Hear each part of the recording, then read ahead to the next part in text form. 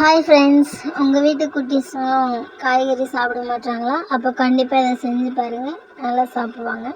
அதுக்கு 3 வெங்காயம், ஒரு பச்சை மிளகா, 2 பீன்ஸ் எடுத்துக்கோங்க. பச்சை மிளகாயும் வெங்காயம் கட் பண்ணி வச்சுருக்கேன். அதே சைஸுக்கு பீன்ஸையும் கட் பண்ணி வச்சுக்கலாம். எல்லா பசங்களுமே குட்டியாக இருக்கும்போது, ஏன்னா அதோட பலன் அதுகளுக்கு தெரியாதுல்ல, அதனால் எதுவுமே சாப்பிடாதுங்க தான். நம்ம தான் டிஃப்ரெண்ட்டாக செஞ்சு கொடுக்கணும், அப்போ தான் சாப்பிடுவாங்க. நம்மளுமே டெய்லி ஒரே சாப்பாடு, சாம்பார், ரசம் அப்படின்னு சாப்பிட்டுருந்தா நமக்கே பிடிக்காது தான். நம்மளே டிஃப்ரெண்ட்டாக தான் எதிர்பார்ப்போம். அப்புறம் அவங்கள குறை சொன்னால் எப்படி? அந்த டேஸ்ட்டு ஒரு நாள் 2 நாள் அவ்வளோதான். அதுக்கப்புறம் பிடிக்காது யாருக்குமே. இந்த மாதிரி குட்டி குட்டியாக கட் பண்ணி போட்டுக்கலாம்.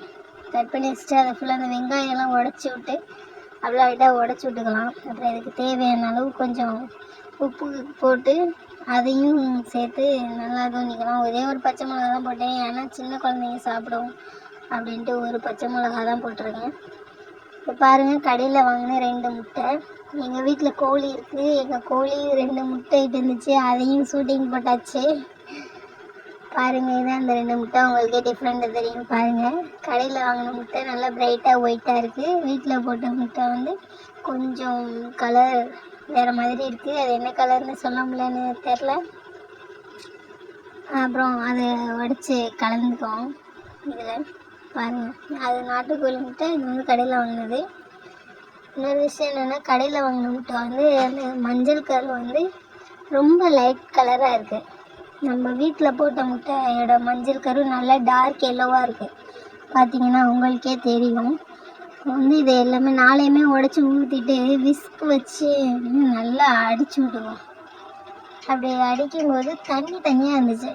எப்படின்னா கடையில் வாங்கின முட்டை மட்டும் போட்டு அந்த மாதிரி செஞ்சுருந்தோம்னா கண்டிப்பாக அந்த மாதிரி தனியாக கிடைக்காது. ஆனால் இந்த விஸ்க் வச்சு அடிச்சுட்டு பார்த்தா தனியாக இருந்துச்சு. இந்த நாட்டுக்கோழி முட்டையோட இதுவே அதுதான், பண்புத்தன்மை ரொம்ப நல்லது உடம்புக்கு. முடிஞ்ச அளவுக்கு நாட்டுக்கோழி, வீட்டில் கோழி வளர்க்க முடிஞ்சால் பாருங்கள், வளர்த்து நாட்டுக்கோழி முட்டையாக செஞ்சு குழந்தைங்களுக்கு கொடுங்க. நான் வந்து விறகடுப்பில் தான் எப்போவுமே சமைப்பேன். தோசைக்கல் வச்சு எண்ணெய் காஞ்சிருச்சான்னு தண்ணி தெளித்து பார்த்துட்டு எண்ணெய் ஊற்றி நல்லா செப்பரேட் பண்ணிக்குவோம். செப்பரேட் பண்ணிவிட்டு அதை நம்ம கலந்து வச்சுருந்த எக் அதை வந்து ஊற்றிக்குவோம். ஆம்லேட் ஊற்றிட்டு அதையும் நல்லா இது பண்ணிக்குவோம். இது கொஞ்சம் எண்ணெய் ஊற்றிக்கலாம், ஏன்னா பீன்ஸ் எல்லாம் போட்டுக்கோங்கள, நல்லா வேகணும். அதனால் கொஞ்சம் எண்ணெய் ஊற்றிக்குவோம். அதுக்கு எண்ணெய் ஊற்றிட்டு நல்லா அப்படி எடுத்து விடணும். பிஞ்சிரும், லைட்டாக வெந்தால் தான் எடுக்க முடியும். எல்லாம் ஊற்றிட்டு நல்லா ஹீட்டாக இருக்க பக்கம் தள்ளி வச்சிடும். நல்லா பின்புறம் வந்ததுக்கப்புறம் திருப்பி போட்டுக்கலாம்.